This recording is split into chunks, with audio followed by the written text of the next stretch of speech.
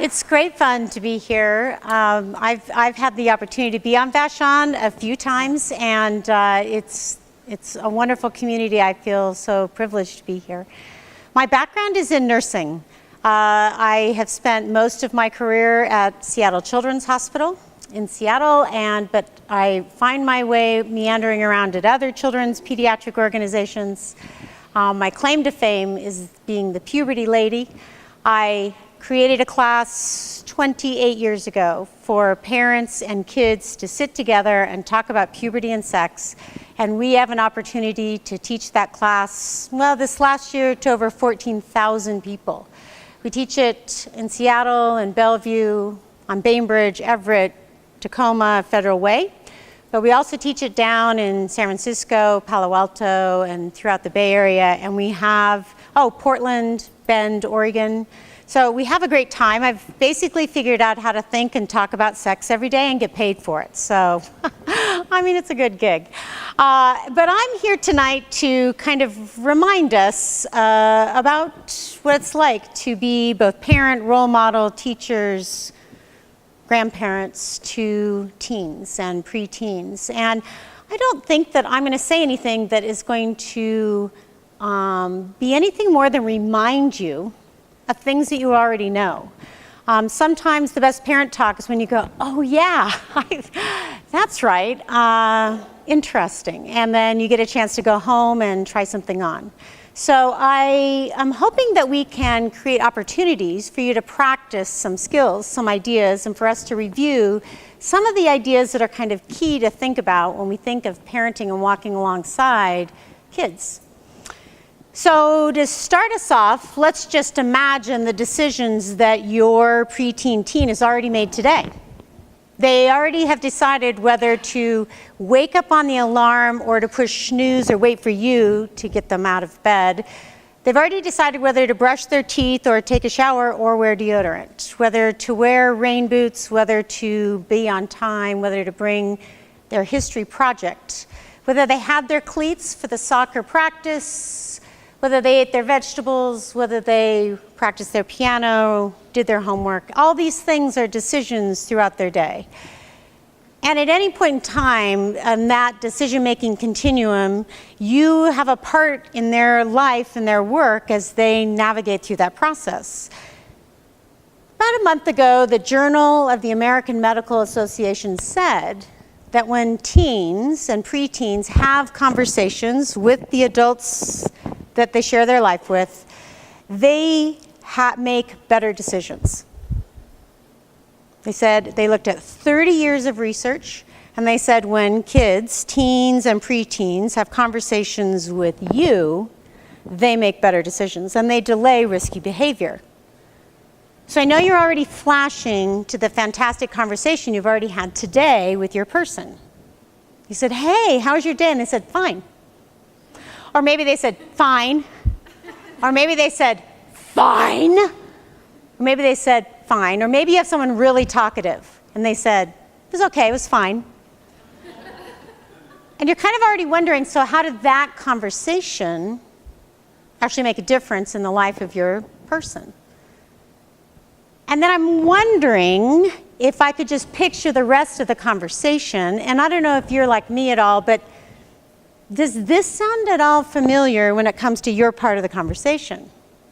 Hey, how was the day? How are you? How did it go? How much homework do you have? Did you get that project turned in? Did you talk to Mr. Phelps? How did the French test go? Did you get an A on that history project? Do you have your cleats? Did you remember your gym clothes? Did you eat your vegetables? Are you going to practice the piano? Are you going to get a job? Are you sure you really want to wear that? Can anybody identify with just this sort of litany of familiar sounding words on your part? Well, I'm just going to offer up the idea that that is not a conversation. That's just you making sure that they will do the right thing and the decisions that you're hoping for them to do.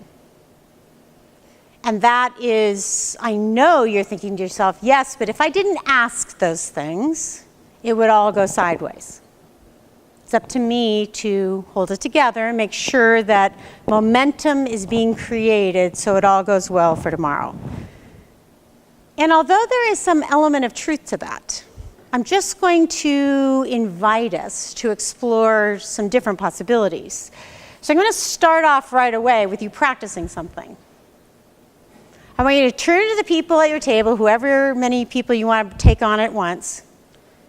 I want you to imagine the first time you see your kid or kids, whichever person you want to picture, you see them after school, after practice, after whatever it is, the first moment that you catch eyes with each other. And I want you to imagine that conversation starting without a question. On your mark, get set, go.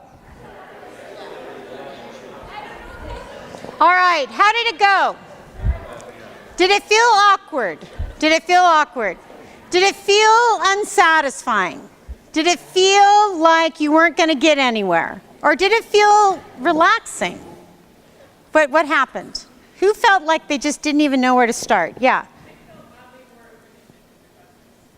Yeah. So what did you say?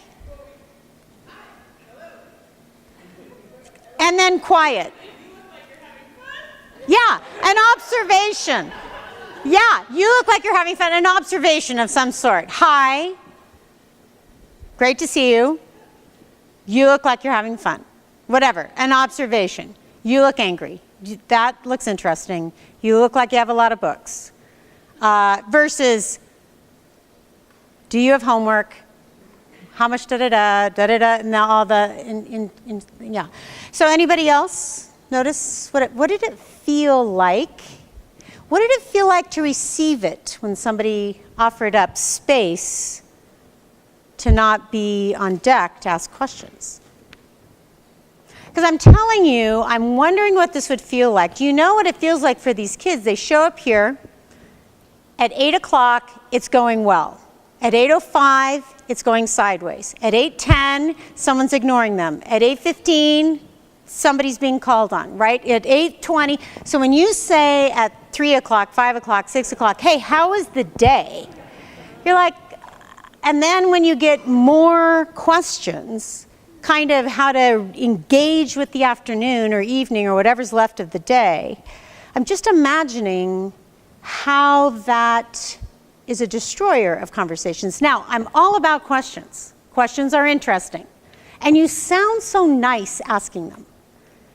You sound interested. And that heart of asking is authentic.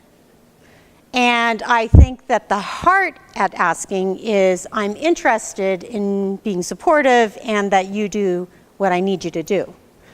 But I think as kids get older, it's interesting to explore the idea all along as to what creates interesting conversations and how it may open up the opportunity to actually speak about more interesting things when there is more silence. We would never interrogate our friends of our age. We would never do that. I would never walk up and go, hey, I might start off, hey, how's it going? How's your marriage? Are you going to get your work done? Did you clean the kitchen like you told me you would, right? It's not a litany of performance-oriented questions on how your life is going and what I expect of you. So I'm just imagining that if we could offer up an opportunity to create space, and that we could even say, as simple as, I'll be in the kitchen when you're ready to talk about your day, I would love to hear, right? That you offer up an invitation to join you in conversation when they're ready. Now, 3 days may go by, okay, so I just want to set your expectations there, but I asked kids, middle school kids, what they wish their parents understood about them. And I just thought it might be helpful to you, especially those of you who have middle school kids, to hear what kids are hoping in conversations with you. They would like you to know that life is hard in middle school. Things actually are different from when you were kids. Try to understand that. Just because we're grumpy doesn't mean we did not get enough sleep. You do not have to repeat instructions more than twice. We don't want you asking us every day who sat with us at lunch. We don't like it when you ask us how our day was, but sometimes we do. You really need to ask kids first if they want advice, and then just let them talk if the answer is no. I wish parents knew we do not like cleaning. We don't need you to be worrying or asking about our lives all the time. We know what we are doing, I think, and you do not have to vacuum the entire house after I already did. Don't make the same lunch every day. And the final words of wisdom from this particular group of middle school students was, I need a cell phone. I want one because the crime rate is up and I get lost a lot too. Now, when we think about our conversations, let's put it in the developmental space and take a second to kind of imagine what life is like as a preteen teen and what's going on. I'm a developmentalist. I like to think about where kids are developmentally and where they're ready for decisions.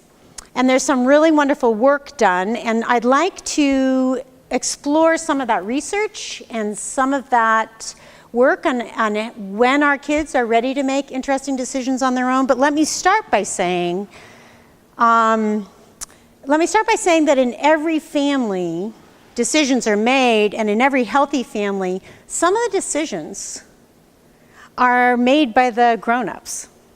In every healthy family, some of the decisions are made by the kids. And in every healthy family, some of the decisions are shared. And when our kids are little, I mean, again, just remembering what that was like, all the decisions were made by you. And I'm kind of picturing that as they get older, you're more and more allowing to be shared and then for them to be on their own, right? That's the ideal thing. When our kids were little, they went to a school with a uniform. My husband would wake up, say to the kids, guys, do you want to wear the white shirt or the white shirt? Right? That was the decision to be made that day. And that's kind of what life is like when your kids are little. And then as they get older, more and more are shared. But how do you know when they're ready? And there's so much about kids that we know and don't know in terms of their brain development and their readiness. But let's explore a little bit about the truth about where kids are that we do know and kind of help us understand some of the stresses and strains of where they're at.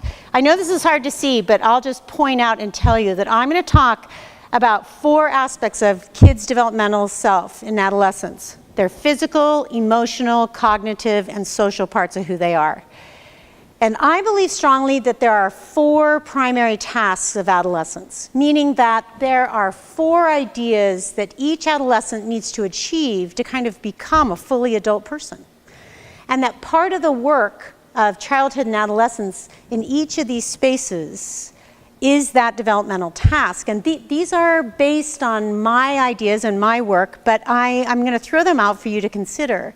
Because sometimes I think we spend our conversations on different things than the work our kids really need to do. So let's just explore that for a bit.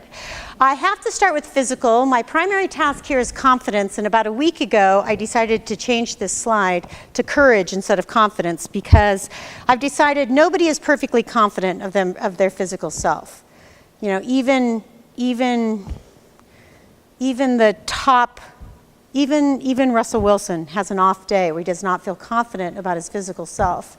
I think courage is maybe perhaps the dynamic task here where in spite of our lack of confidence we still go forward physically, and that may be actually a developmental task of adolescence there. But let's just cruise through because I don't think you can separate out the challenge of puberty and in adolescence for a couple of reasons. First, we see ourselves on how others see us. And the transformation project of puberty, let me make a couple of points. First is most of girls will finish puberty by the time they're entering into this building, early high school. And boys will just be getting started. They're running about 2 years behind. Girls' puberty is super distinct. It has very big markers, and it is a 5 to 6 year journey. It starts somewhere in elementary school. It's at its height in middle school and finishing off by high school. Girls will have, within a short amount of time, grown 2 to 10 inches, gain 15 to 55 pounds, have breasts, have body odor, have pimples, have new hair in interesting places. The average age to begin menarche for girls in the United States is 12-ish, with a wide range of normal. Compare that to boys. They will have started somewhere in middle school, and to be totally and completely honest, for puberty for boys kind of seriously goes on for forever. It would be completely typical for boys to be growing in college. It would be so, not abnormal to be growing in college.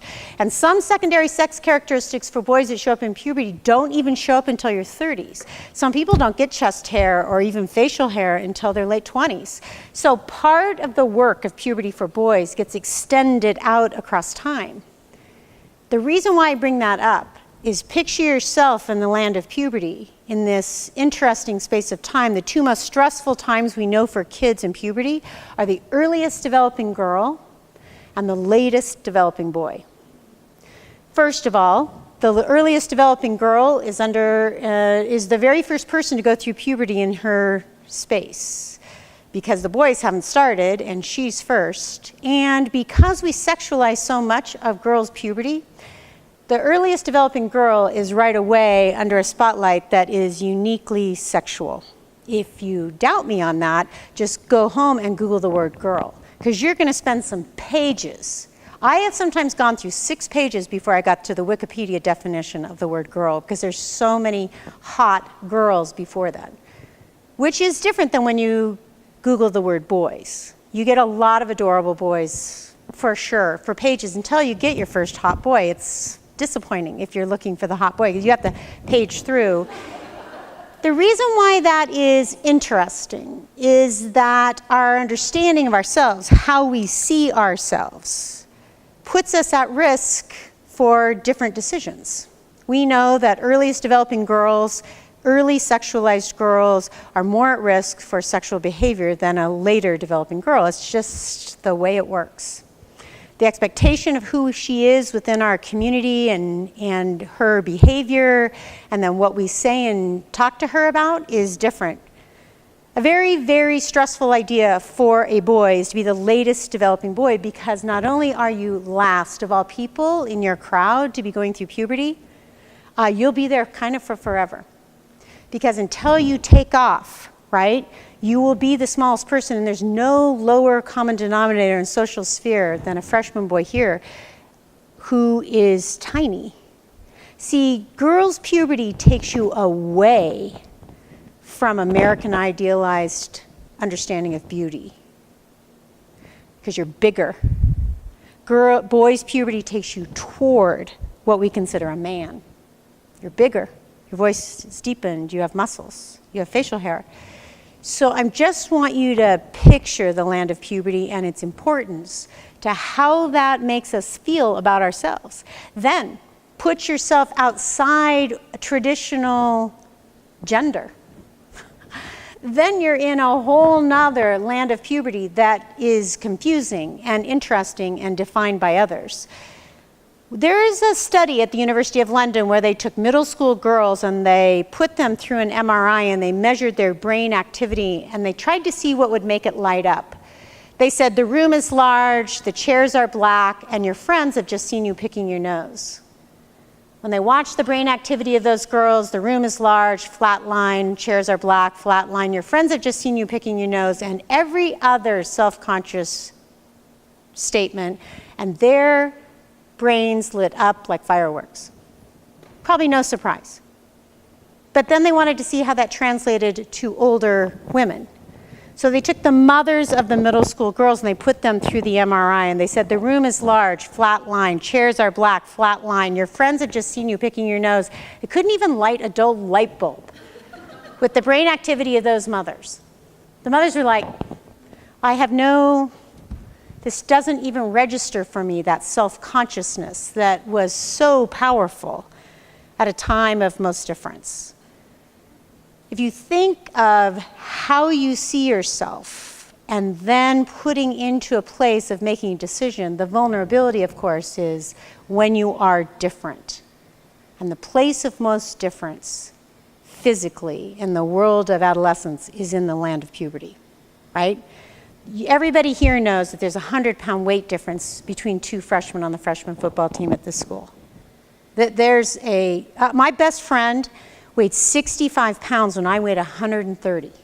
That's half of me, right? So this place of difference is an important idea. When you think of your own teen, you think of your own preteen, picture where they are in that land. I'm just gonna cruise through the land of puberty here because here's boys' puberty, between the ages of 10 and 18, 4 inches, 15 to 75 pounds.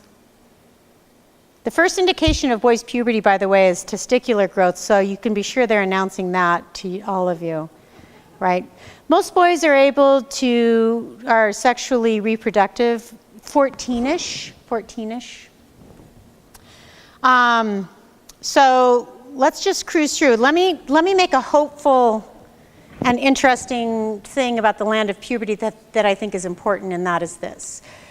Because first of all, most puberty experience is genetic, right? The timing of puberty, the size and shape you become is almost entirely determined by genetics. And yet when we think of kind of the health risks that our kids are in, there are 3 ideas that I think we can do to help our kids take care of their bodies during an enormous transformation project and growth. This is the second biggest growth section of time for a child's body, second only from birth to 1, right? This is extraordinary. And there are 3 things you can offer up your kids: the fuel of great food, the fuel of great food, the fuel of great sleep, and to vaccinate your kids. And those 3 things you have control over, meaning that those health ideas can be taught within your family, and so those can be interesting ones to explore for you. But some of the rest of the puberty experience is kind of outside your control. How we see ourselves, though, and learning how to be courageous, even in the face of lack of confidence, is kind of the task to take on. Let's just move on to some other interesting ideas, which is the part of our brains responsible for emotions. I'm imagining that everybody here knows what it's like when somebody comes home and says to you, "What? That is so unfair," I'm sure. Anybody ever experience anything like that? Or when somebody comes into your house and then all of a sudden just goes, "I hate it." Any remote emotional space. We're wired from the beginning to be emotional people. In fact, at the center of our brain is about a almond-shaped size of our brain, the amygdala, the limbic system, where fear and anger, sadness are expressed. Right next to it, right next to that emotional center, is a tiny little part called the hippocampus that is the memory center. From the very first minutes we're born, we're emotional people. If we feel frightened, we'll express that through crying. Then someone will hold us, and then we'll build a little memory about that. And so that the next time we feel frightened, our brain goes, let's see, what worked last time? Oh yeah, crying. And then someone holds you, and then you build a memory about that, so that throughout your life, you create an emotional response to respond to your environment, and you build a memory about that. And that wiring up of your emotional center is a lifetime process. What is unique about the human brain is that, or uniquely wonderful about the human brain, is that it prioritizes its important parts of growth by not being completely wired up from the very beginning, so that it builds upon itself. from the very beginning, the part of our brain that is the most intact is your brainstem right here, where your heart is beating and your lungs are working without any thinking on your part. We couldn't be here without our brainstem, first part of our brain, most important part. Then, from the back, being built towards the front, motor and language, right, certain cognitive things. The very last part of our brain that gets wired up is the computer right here, the prefrontal cortex. The computer in the front of our brain is the great computer manager of our emotions. And it's the very last thing that gets wired up. So essentially, your kids are running on gut instinct and pure emotion as they build those branches and those experiences that allow those emotions to get wired up to that prefrontal cortex. The way I can best describe that is this. If your kids were here, whether they're 4 years old or 19, if I told a super sad story, I could get most of them to cry like that. First of all, I'm a great storyteller, and second, I love making kids cry, so it's easy. You, sitting right next to that person crying, would say to yourself, I feel sad. That was a sad story. But I'm not going to cry right here because I have cried before in front of some of these people, and that did not go well for me. So I'm going to pause on my feeling of sadness and wait and cry out in the parking lot later. Do you see the difference? Kids, teens, preteens, and teens will act on more feelings than you, the petrified adult brain that you are, completely wired up and finished and very practiced at calling upon this vast storage of memories that have told you and taught you how to manage your feelings. Self-control may be the most important primary task of adolescence. The idea that you could pause before you act on every feeling. Yet, somewhat, we just imagine that sort of comes with human beings. It doesn't. And it's very influenced by temperament. Some of you and some of your kids are very impulsive people. They were born impulsive, they are impulsive, they will forever be impulsive, they could be 85 and still impulsive. And their self-control or their quick to action on things is very augmented by their temperament on top of their brain growth. So some of us come well equipped to show and share our emotions in an interesting way. However, this idea of our brain needing to actually learn the task of self-control is a very important idea when it comes to decision making. If you think of self-control as that if I were standing here feeling very self-conscious, that I'm covered in pimples, I've gained 75 pounds, I'm the quirkiest, oddest, most interesting person on the planet, and somebody said to me, you are ridiculous, here you go, here's what we're going to offer you, and it's tempting and interesting for me to be able to say yes to you, to relieve my self-consciousness. And I'd have very low self-control, I'm quick to say yes.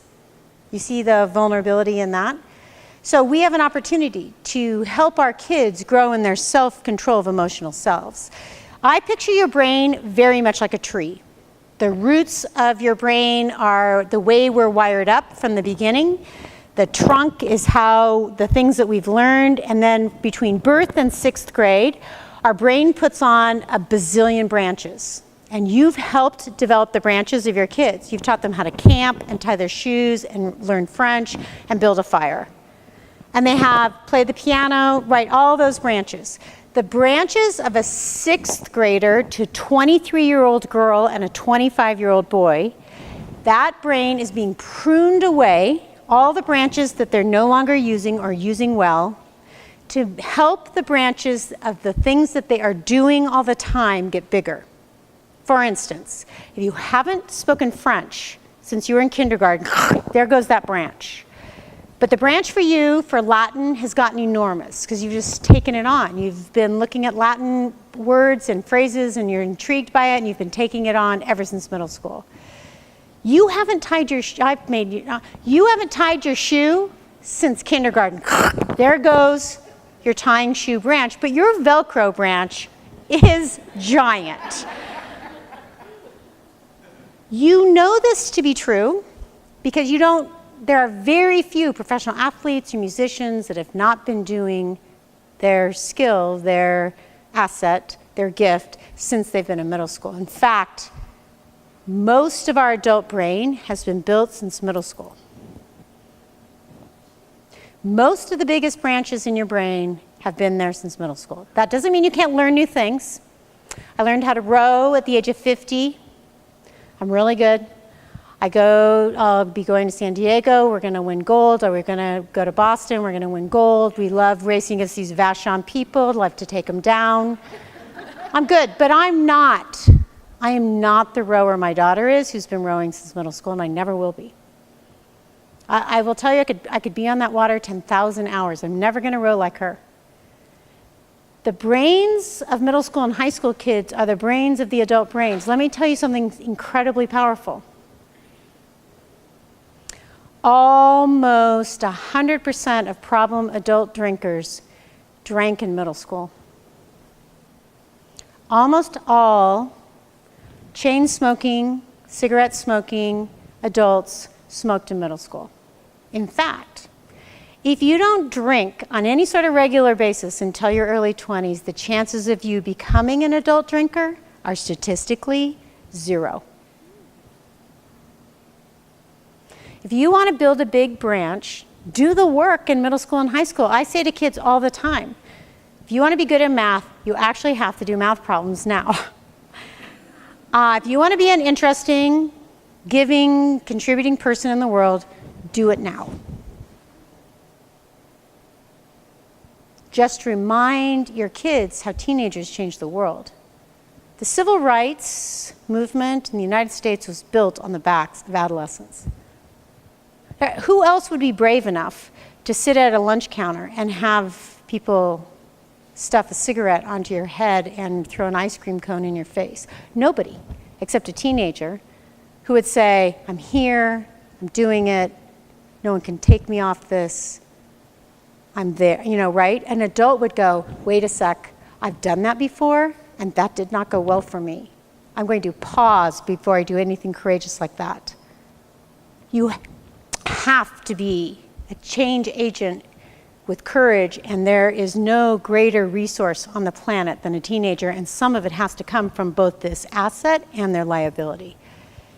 So we get the work of helping them build this brain, helping them build the branches that are going to be strong and interesting and resilient, right? And part of the work is helping create an opportunity for self-control. And I'm going to teach you how to do that task in just a minute, but I want to talk a little bit, about emotions and gender for a second. We love working with middle school kids, and we love to hand them a card, an anonymous card, and have them finish this sentence. We hand the girls a card, and the sentence says, the thing I wish all middle school boys understood about middle school girls is, and then they fix that card, and then we ask the boys to do the same, reverse. Now, holding gender loosely, right? I just think we look at it as a cultural perspective. The girls will write, and we've maybe done this, 800 times, 1,000 times, 1,200 times, lots of times. The girls write a lot of things. They write lists of things that they would like the boys to understand about them.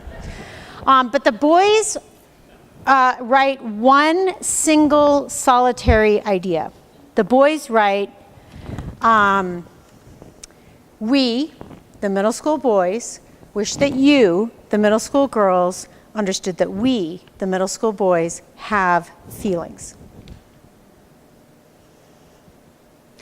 My business partner, Dr. Rob Lehman, is a physician, and every time when we do this, and he reads the boys' cards and I read the girls' cards, we can barely speak by the end, and he turns to me and he says, it just happened again. I cannot believe if I wasn't reading these cards myself, I would never believe you. We do not allow our boys, except on a soccer field, to actually cry. We don't imagine that they have the full range of emotions. If I ask girls in the 6th grade, 5th grade, 4th grade, 2nd grade, what about boys? Don't they have feelings? No. No.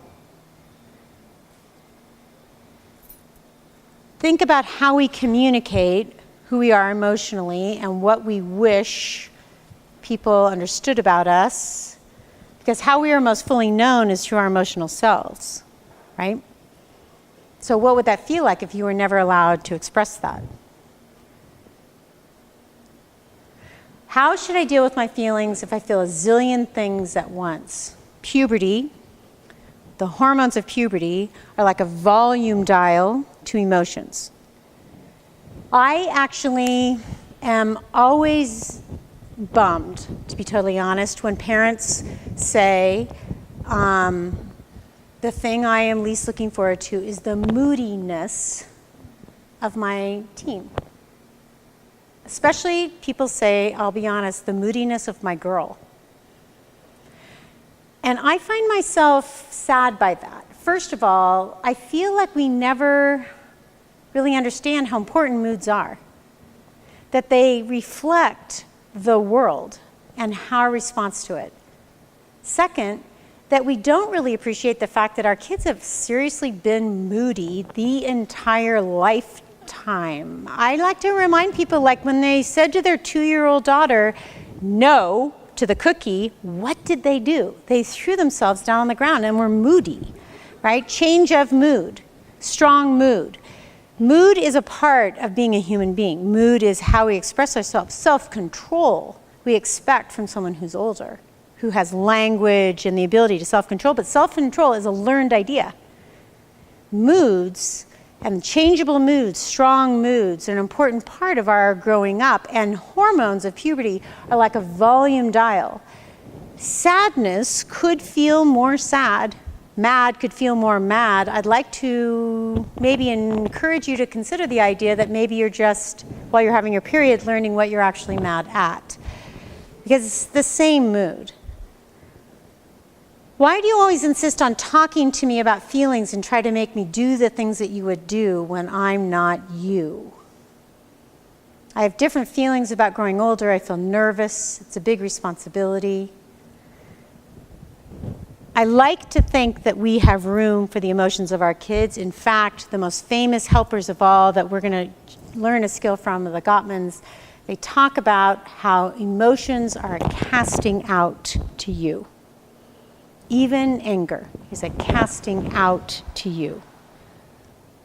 Laura Kastner, she's spoken here on Vashon several times. She likes to do this. Picture your kids like that, right? Sometimes anger is a big smoke screen for saying, don't go too far, don't believe this too much. I just need to renegotiate the relationship.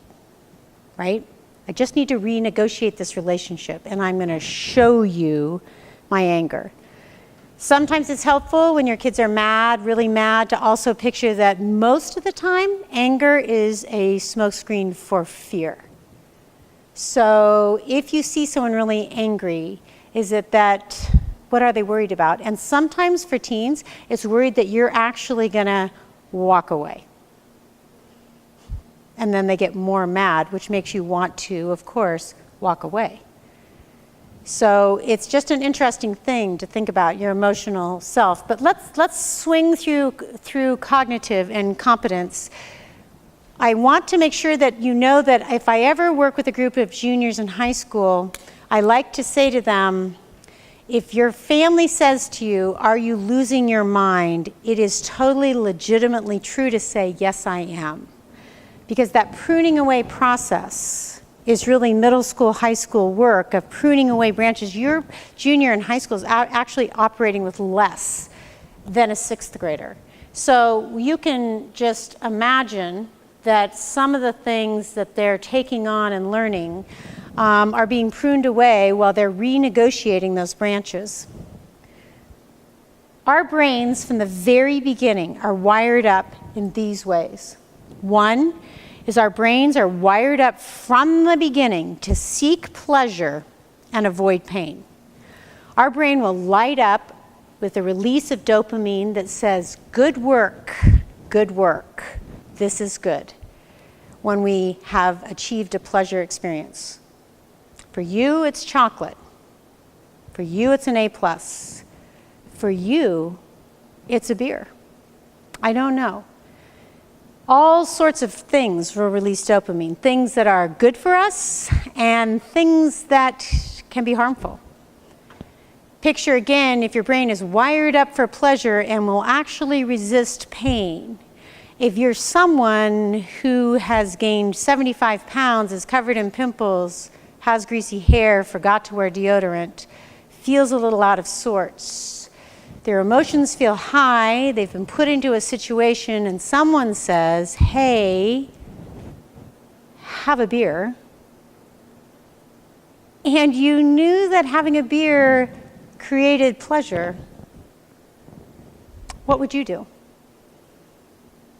People in this room have a drink to create that same feeling. So recognizing its power in terms of creating pleasure, and especially when you learn to repeat it. Because let's say you felt awkward, irritated, angry, and having a beer soothed and created a pleasurable experience, and then you built a memory about it. Then the next time you got into that same situation with that same group of people, it's very challenging not to want to continue the cycle again. Build a branch. Right? So we have to recognize the vulnerability and the opportunity here that our brains are wired up to seek pleasure. And there's lots of good things out there. And there are lots of things that make it challenging to create a healthy, interesting decision for kids. Our brains from the beginning are wired up to seek approval and avoid disapproval. Your brain will do anything to stand in alignment with other people. There are all sorts of studies. There's a ton of really fun studies of boys playing a video race car driving game. They say to the boys, they put the single boy with the single game in a single room all by themselves, and they say, play this game, pay attention to all the driving rules, and get the highest score you can. The boys achieve a certain score. They bring them into a room like this. They put them in a chair up to a game right here with all of their friends sitting out here. And they say, now drive that car, paying attention to the rules, and see if you can match or exceed that score. And there isn't a single boy that goes through that thing and doesn't break every single rule to get a higher score to impress his friends. Again, no surprise, yet imagine again, if my brain seeks the approval of others and avoids disapproval, how challenging it is to stand and choose something different. Because being aligned with all of you is part of the work I'm seeking. And seek connection, avoid disconnection. My brain is flooded with oxytocin when I have an opportunity to connect. Oxytocin is especially powerful in the girl world. If you're at a high school dance, if we could all just remember what it's like to be at a high school dance. And ladies in the room, if one of us were to say to somebody else, a bunch of us, and we said, hey, I'm going to run to the bathroom, how many people would you imagine might go with us? Plus or minus? 4? 8? I asked a group of freshmen in high school on Sunday when I did a really fun thing with freshmen and high school girls, and I said, how many? And they said 6. So you're a little overkill. If you're picturing us in the bathroom, would we be talking to each other? Of course. Yes, of course. And if one of us has been able to bring a phone in under some sort of secret rule breaking, would we, ladies, would we take photos of each other all dressed up at the dance? Yes, of course. Gentlemen, if in your lifetime I don't even care if you're at the high school dance, just lifetime of going to the bathroom. You say to people, I am now going to the bathroom. I'm not even going to limit you to the high school dance. How many people do you expect to go with you? 0. And if you happened to run into one of these people in the bathroom, would you speak? Not a lot. And if by any chance you had a phone and had the capability of taking some photos in the men's bathroom, would you? I rest my case here. What is that, nature or nurture on gender? I think the answer is yes on that. What do we expect? What do we imagine? What is a part of our lives? And then bring in sex, drugs, rock and roll, and anything that goes bump in the night. And we will find ourselves and our brains saying, yes, I'm a part of that. It is very hard to turn off. Last idea, from the very beginning, our brains are wired up under stress to fight or flee. There was an earthquake right here on Vashon, we would immediately go into a stress mode. Our bodies would bring most of our circulation to our core, making our hands all clammy, right? Making it even sometimes hard to move our feet, but our heart would be beating. You know that feeling that we've all had. And fight or flee is a very strong response. We've been wired up from the beginning. Testosterone is a wonderful accelerant to fight or flee. And oxytocin is a wonderful disconnector to tend and befriend. So when you think of the world of gender and how we express the social lives and social stresses of our lives, again, imagining how we communicate, either nature or nurture, the answer is yes. Here's the way it plays itself out. My friend John Medina describes it this way. If you have 2 boys and a rock, the first boy says, I'm going to throw a rock and hit that pole. And the second boy says, I'm going to throw a rock and hit that back wall. And the first boy says, I'm going to throw a rock and hit the moon. When we think of the cognitive development of our boys' brains matched with the social hierarchy of what we expect from boys, it is a 1-up. It is a 1-up, and testosterone is a fuel to that 1-up idea. And when people say, oh, you're so lucky you have boys, I think people forget, A, they can't show any emotions, and B, it's great as long as you're not the one down. I don't care if it's in math class or on the football field. It's not a great place. And then you add to it that puberty experience of boys if you're the latest developing boy. Can you see the picture being developed there? We will always reward the biggest boy. It's true. I love to say that it's different, but when I ask kids all the time, gosh, I have so many stereotypes about high school, middle school kids, about popular, but I keep seeing in every movie and television show that the popular guys are good at sports. And they go, well, not here at this school. We do it different here. And I go, oh, okay. So I'm just going to walk across. I'll be at 1, it never shows up at this school, and 10, it always shows up at this school. I walk 1, 2, 3, 4, 5, 6, nobody has their hand up. 6, 7, 8, 9, 10, all the hands are up. It's mostly true. We reward that. We reward pretty girls. Popular girls are pretty. There's an amazing Google search where they looked at all the Google searches on the planet. Parents were asking, and you know as a parent because you say, is my daughter, right? 3 times more likely to say, is my daughter pretty than a boy? And they're 3 times more likely, 3 to 5 times more likely to say, is my son brilliant? Distressing, isn't it? Oh my goodness. All right.